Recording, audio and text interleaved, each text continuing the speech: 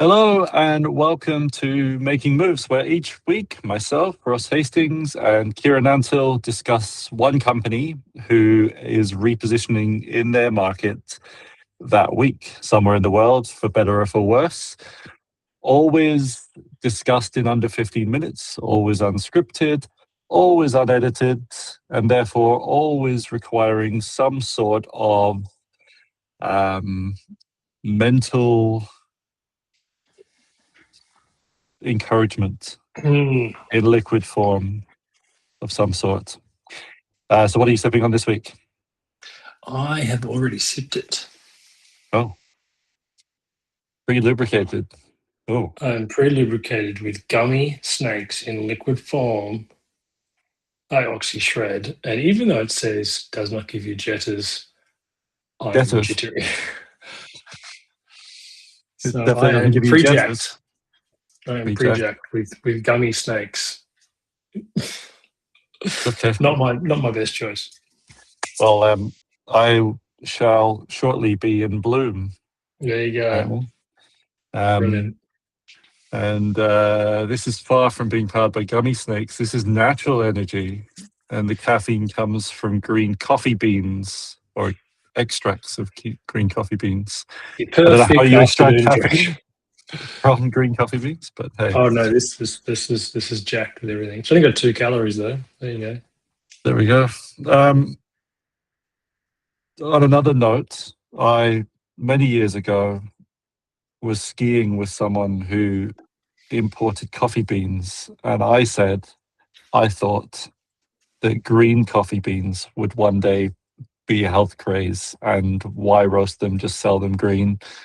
And nobody thought that would be the case, but here I am drinking green coffee bean extract. So there we go. File that alongside my see-through toaster that I invented when I was 14, and I'd be rivaling Musk right now. All right. So this week we are discussing HSBC, which is an interesting one. They are repositioning this week. As we'll discuss, they've actually been repositioning for many years, I think, but the news has hit Australia this week because they are exiting pretty much all of their retail banking in Australia. They're selling their lending book, personal and home loans, to Blackstone, I think. And they are quietly shutting down credit cards, transaction accounts, all that kind of stuff. They are going to remain in Australia with their institutional banking, private banking, asset management, so high net worth and institutional stuff, but exiting their retail banking. So as a repositioning story, it's about trimming, it's about focusing. I mean, that's the positive spin, right? It's trimming back the things that don't matter as much to our strategy, trim back the things that are for a target audience that we don't say is a priority anymore. Focusing our strategy, focusing our target audience is well, that's the positive way to look at it. So why don't we start with the positive? Yes, I think it's the positive way to look at it. It is not what is in the headlines, at least initially. I haven't read a single headline yet that it's HSBC focuses for growth. It is, they are pulling out. I mean, what I think is interesting is that HSBC most famous, I guess, positioning line has been the world's local bank. I think that was retired back in like 2012 or something, largely for similar reasons than this, which were they were pulling out of Thailand, they were pulling out of other local areas. And, you know, there's several executives, I think CEO, CMO at the time, even saying, we don't actually live this promise. Like you know, and also I think there were lots of layoffs around the globe because of all the sort of shutdowns. So that was an example where it's probably one of the strongest and probably one of the strongest media buys where they bought up all the airports, the gateways, the gateways were like that was really strong. So it's an example of it. It's so strong.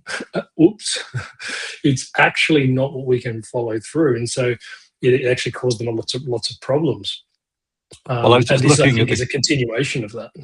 Well, it is, and I think the news is about Australia, right? But I was just checking the chronology of all this. I think 2011 they ditched World's Local Bank. It was the CMO at the time that exited and said that it was, a false brand promise. So, like you said, powerful, powerful brand platform. A great case study of a marketing campaign, a promotions campaign, right? But nothing else about the marketing, the way that the actual product and service turned up in market aligned with that. And yes, for a CMO to kind of throw it under the bus like that is pretty big news. There was So nothing. since then, though, they've exited in this way multiple markets, like you said. Thailand, I think they exited Egypt around about the same time as Australia. They've exited major markets in the same way, like Canada as well. So this is the latest in a long run of decisions around this. And I guess what's interesting from a repositioning point of view is if you say, okay, changing brand platform and brand focus, again, putting the positive spin on, move from World's Local Bank to, I think, a short bridging campaign, then something around a world of opportunities or something like that now. And then making the decisions around product and geography based on that. We're still in a 15 plus year journey of aligning decisions around that shift in focus. So call that repositioning. It's a long journey, Yeah, and I think that's probably the headline for this, that repositioning can take a long time. I think that they've been depositioned themselves for a variety of financial reasons. I'm not sure what they've repositioned to. And even when it's like, okay, we're going to focus on business banking, we're going to focus on high net worth individuals, I'm still interested to learn, well, great. But obviously you've got size, capacity globally and stuff around you, but it's all heading in the wrong direction. What's your proposition for those people? Like, why is that a good thing? Because the example of the World's Local Bank, if your promotions, which in that case were, I would say, strong but misaligned to the operations, the company strategy, were aligned, you would be saying, and the follow through would be, well, if we're the World's Local Bank, as they were the strongest position they had, what about their product or service made that true? We're talking a lot about the place, the distribution of where they actually are, but there was nothing about you can now transfer your money, or there was no send money overseas proposition that was better than any other bank. In fact, I personally had that experience living in New York, having money in Australia, went to do this. I was like, yeah, I'll sign up with HSBC because I like this idea. Hey, I'm someone who I'll live the world. Well, I'm like, this is nonsense. Like, there was nothing about it. So there's an example where it quite literally is lipstick on, whether it's a pig, but it's does not match the offering. And so I think that's a tough spot, fair enough, to be sort of moving away from that and saying, well, we can't promise those things, but what are we now promising? And I believe that in a very unfortunate situation, they being, I believe headquartered UK, I think ran the line of some kind of idea of together we thrive, which was then caught in the gears of, so you're pro-Brexit. I mean, you're anti-Brexit. The message was taken up as we stay together and work together. And so I think they were like, we've got this messaging that's changing. So an example again of like, needing to be aware of the culture that you're currently sitting in. Yeah, and I mean they also, their cautionary tale of being. We talked about Coca-Cola last week in consistency at massive scale, and HSBC have similar reach, right? And they've had some of their brand story told for them, although it hasn't been front and center for a while now. But the whole idea of, I think their brand at some stage was, you want to clean your dirty money, then we're the place to do it. And of course, they'd spent a long time overcoming that. Yeah, I mean, banking, like, it's easy to talk about things, but banking is bloody complicated and hard Mm, to innovate and change and move. But it is an example where the way they've tried to solve that is just big promotional stuff, very big kind of global advertising campaigns. And that's what we'll do. So I would say HSBC, from a marketing point of view, is very, very two dimensional. It's this sort of just, here's what we are. And I would say, strong distinctive brand assets. They've done a good job of sort of like keeping that thing consistent.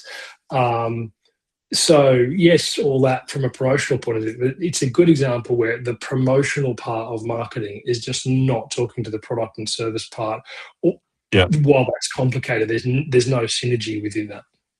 Well, I mean, and we'll move on to a couple of other things I wanted to discuss, but broadly speaking, they've obviously decided to keep the global element. They've gone from the world's local bank to Together We Thrive to a world of opportunities, right? They've kept that global thing. They've obviously decided that they need to narrow their focus if they're going to stay global. I wanted to talk about, we've probably got 2 minutes for each of these discussion points. One, let's look at the flip side of the dynamic and what it means to buy a rational book of product from another brand, and can you just take that and run it? And we don't know the details of the deal and how that was priced in, but that's one thing. But the first thing is, does this stripping back, this kind of culling to focus, does it work? I mean, it's in a lot of brand positioning theory as a positive thing, but can we think of any major brands that have actually done this? And the ones we do think of, do we only know them because the other ones that did it aren't around anymore? I mean, it can be seen as a slow decline, right? And trying to cut off deadwood, or it can be seen as a positive move. And to start us off, I think Lego, that comes to mind for me, is one that did a decent job, pulled back from theme parks, pulled back from the games and stuff like that, and focused back in on the bricks. And also famously Apple, when Steve Jobs came back in, culled their product line. Do you think of any others? Well, I mean, you stole the two that came to my mind. And to your point, maybe because they have been successful, whereas plenty of Yeah. others have cut back because well, you have to, and you cut back, and it didn't turn into a growth situation. I mean, look, I don't think this amputee strategy for growth is which I love as a link to the anatomy of marketing, is not it's not a situation you want to be in. I think in both the examples of Apple and Lego, it is them saying we lost our way. So I don't think that it's a strategy. It's a recorrection. You wouldn't say, let's grow all these things. I mean, look, okay, maybe you could take an example like a Google, which is sort of, move fast, break things kind of attitude, which is build a lot of stuff, see what gains traction, and chuck stuff by the wayside that's not actually working. Yeah, I don't think it's quite. But they're always throwing new stuff at the same time. Yeah, and they haven't grown huge investment. And the point is, don't have an arm that you have to cut off.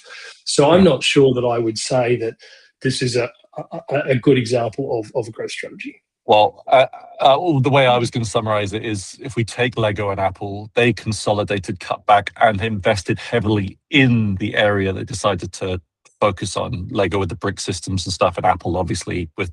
But also, both of those examples had a true USP in those areas. They're like, we can win in this space. And I might just have a blind spot here, but I'm unaware of what HSBC has as an advantage for business and personal. I mean, obviously, the global connection of HSBC, at least its optics of it, if they can deliver on that. Yeah. We're not going to have time to get to the Blackstone side of things, but I think it is interesting, for the Blackstone Pepper money to acquire a book of customers in a world where it's hard to have that USP. Like, what is going to allow them to keep those customers, and how's that costed in? I don't think we have details of the deal. Anyway, that's more of a provocation or a thought point for anyone listening. Aside from that, you've got 20 seconds to wrap us up with what's the key takeaway for anyone listening today. This is a very good example of a the promotional part of marketing, and not talking at all to the product and service part of the marketing. The face not talking to the head and the heart. All right. Cheers.